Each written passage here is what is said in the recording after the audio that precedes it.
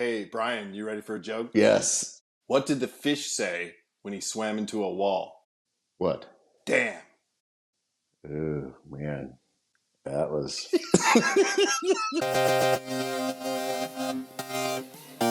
Real questions. Real answers. Dear Brian. Okay, like that? Let me get loose. Let me get loose. Loose. Stupid. Are we recording right now?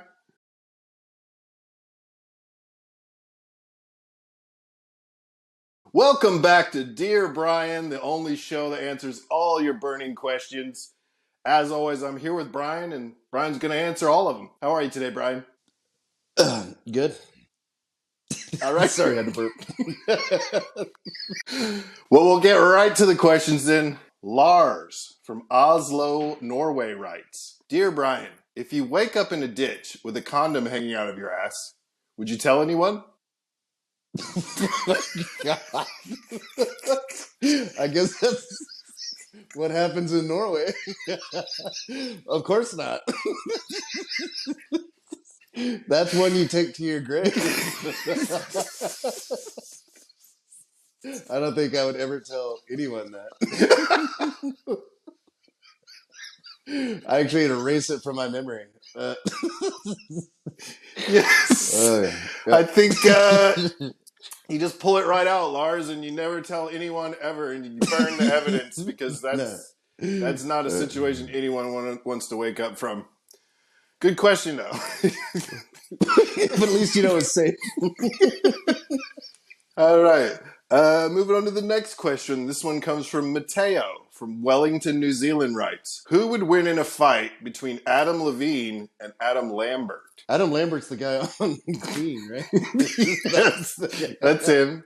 And Adam, what is Adam Levine? Adam Levine's the guy from Maroon 5. Move like Jagger. I'm taking Lambert. I know he's a poofter, but I think he's tougher than Adam Levine. Can we say the word poofter though? Can you say the word poof? Are we allowed to say that? Isn't that rude? Oh, I think we can say it. We're protected by free speech here in America. You can say whatever you want. I say we leave it. Who cares? What are we going to get, like, hate mail from homosexuals?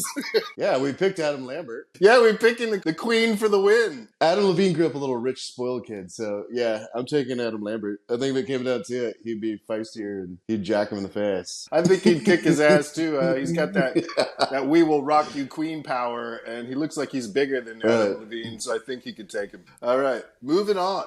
Hussein from Damascus, Syria writes, Why do girls like shopping and men hate it? I didn't know he was doing a lot of shopping there in Syria at the moment. Great shopping. But, I think it's because it sucks. That's why. Because when you go around and you just wait around and they're just like, buy it, and they want to fucking look at it, and they're like, well, no, let me look at something else, and you're just like, buy it. Fuck, if you're a guy, you know what you want, and you just go get it, and you're done. You don't want to walk around and fuck off all day. It's just, they do. Women want to do that. Like, they have fun doing that. I'm with you. Like, I usually know what I want before I even go inside, and, like, if they don't have it, I'm walking right back out. I don't even want to know what else is there. I got to get out of there. Good question, Hussein. Good luck shopping in Syria. All right, we'll move on to the next question. Tamar from Tel Aviv, Israel writes, Which would be the better torture technique? Making your victim listen to Taylor Swift, Shake It Off, or making them listen to Cher, Do You Believe in Love? Well, that's good. That's good. Is he torturing a Palestinian? Could be. What? Why does he want to know that? He needs some tips, Brian. You gotta tell him what to do. So, I say probably the Cher one with the auto-tune. Great song. That one, that would make me talk. If they did Cher, I'll be like, yeah. After about an hour of that on repeat, you'd be like, yeah. What do you need? Like, there you go, Tamar. If they don't give up the information, then you play Do You Believe in Love? Yeah, I'd rather be waterboarded. I'd rather be waterboarded than listen to Would Cher. too. Yeah. Good stuff. All right. Well, good luck with the torture techniques tomorrow. We appreciate the question. All right. Moving on to Guillermo from Bogota, Colombia writes, I don't have a lot of money and my boyfriend has his birthday next month. What are some cheap gift ideas? Oh, is this like a same-sex marriage? Yeah. Or is Guillermo a woman? He says boyfriend, so it's his boyfriend. Maybe give him like a mold of your fist. You know how they make a mold? Yeah. I think that'd be it. You can do that? Yeah, that'd be a great gift. And then, you know, give him the left hand too. Or either one, you know, whatever. There you go, Guillermo. There you go, Guillermo. Couple of fist molds, and he'll be right. Good present idea. Get a right and a left. Yep. Well, there you go. That's a good cheap gift idea. All right, moving on to Chung Lee from Nampo, North Korea writes, what is the worst car to drive? A Toyota Corolla or a Honda Civic? He said it's from North Korea? From Nampo, North Korea. Yeah, I didn't even know they had Honda Civics or Corollas, but he must be rich. Yeah, I mean, they don't allow people to drive on the streets in North Korea, but I'll say a Toyota is the worst car. Toyota Corolla. I mean, they both suck. Like, they're basically the same shitty car, but a Honda will last forever. That's the only good thing about it. Yeah, Toyota is definitely the shittier one. If they ever let them drive, if they ever let you drive at night, drive a Honda. There you go. All right, Chung Lee. Honda Civic is the answer there. Next one comes from Reba from Cedar Falls, Iowa writes, can you name one good Beyonce song? Drunken Love. My favorite one is Drunken Love. Drunken Love. Yeah. Can you sing? Can you sing a little bit of it? Drunken Love. That's it. I know the song for sure. That was great. Drunken Love. Then you gotta put the arm back. Yeah, and it goes. She's like surfboard. She starts saying that, and then I love it. So, all right, well there you go, Reba. The answer is Drunken Love. All right, moving on to the next question. Wyatt from Coral Springs, Florida writes, in a relationship, who is responsible for emptying the dishwasher? I think it's whoever doesn't have to work. Whoever. Because you have all day to do it. And if they're both working? If they're both working, yeah, you gotta just take turns, I guess. Or maybe if you're cooking, Yeah.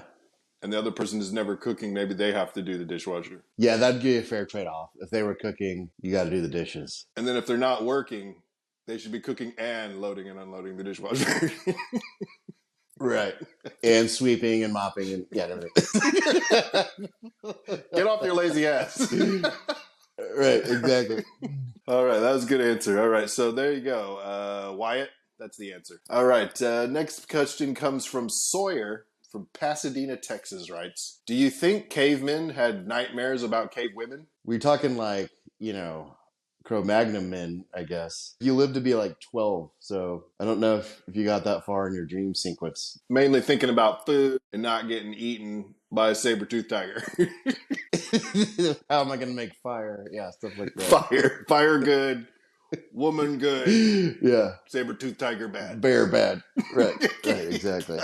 Well, there you go, Sawyer. They didn't really have time to think about the cave women in that respect, but good question. All right, next question I got for you. Lucy from Farmington Hills, Michigan wants to know, should you wear your socks up or down when wearing shorts? If you pull them up to like your knees, yeah, with shorts, you look, yeah, that's dork city. You don't want that. That's vice principal status. You don't want to be the vice principal riding a bike with your socks up high. It's a fashion faux pas. Faux pas, Lucy. Don't do it unless you're one of those two things. Maybe you're a PE teacher / vice principal at a school. then it's okay, but otherwise, no. All right, moving on to Keith from Melbourne, Australia wants to know, if you were at dinner at someone's house and you took a shit in the bathroom and it clogged, would you say anything? As long as it didn't overflow, I would just shut it down and not say anything. Well, of course, I'd take the plunger and try to fix it. What if there's no plunger? There's no plunger. I'd be too embarrassed. I wouldn't say anything. I'd just be like, "Hey, we need to go."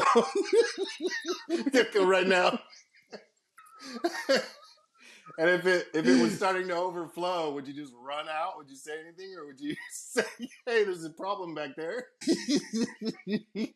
As long as it didn't overflow enough to seep out of the door.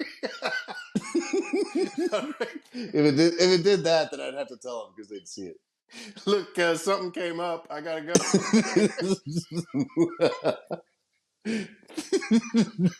But if it just clogged and I could still close the toilet down, yeah, I'd close it down and then like zip out and then go. And be like, I didn't do it. It wasn't me. It was like that when I got here. Yeah, I don't know what happened. Well, there you go, Keith. Only if it's overflowing. All right. Sonia from Hobart, Australia wants to know, what is the most embarrassing thing you have said or done while you were drunk? One time I sang Aladdin, I Can Show You the World karaoke. Oh, shit. That was pretty embarrassing. That's pretty bad. Can you remember any of the words from the song? Yeah, I can show you the world, shimmering, shining, splendid. Tell me, No more than princess, when did you last let your heart decide? and then I forgot. Can you do a quick rendition of the night, or are you not drunk enough? No, I can't sing it. It's too embarrassing.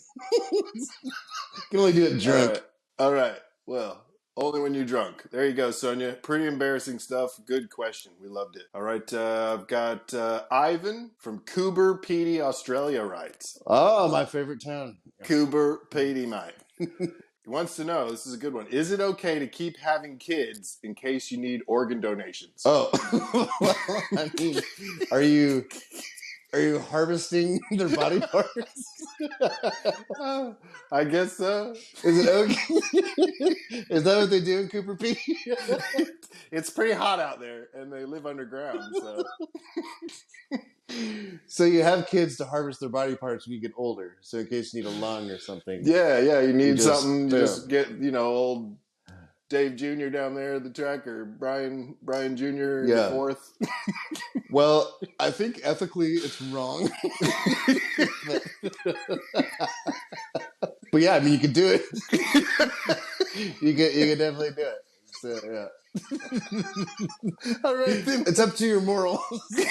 What do you feel morally comfortable with? That's what it comes down to. Yeah. Wow. All right. Good question, So, Ivan. We don't know what it's like there in Coober Pedy, but it sounds pretty dark if you're living underground all the time. And I guess these questions come up. So, all right. Well, that's all the questions I have today here on Dear Brian.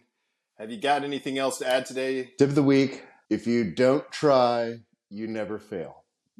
Good to know. Right? You'll never fail. Right. All right. Well, that's all the time we have. Thanks so much for walking. Thanks so much for watching Dear Brian. Remember to leave a like and a comment, and we'll ask your question on the show. And always make sure you subscribe. And to all the mothers out there today, Happy Mother's Day.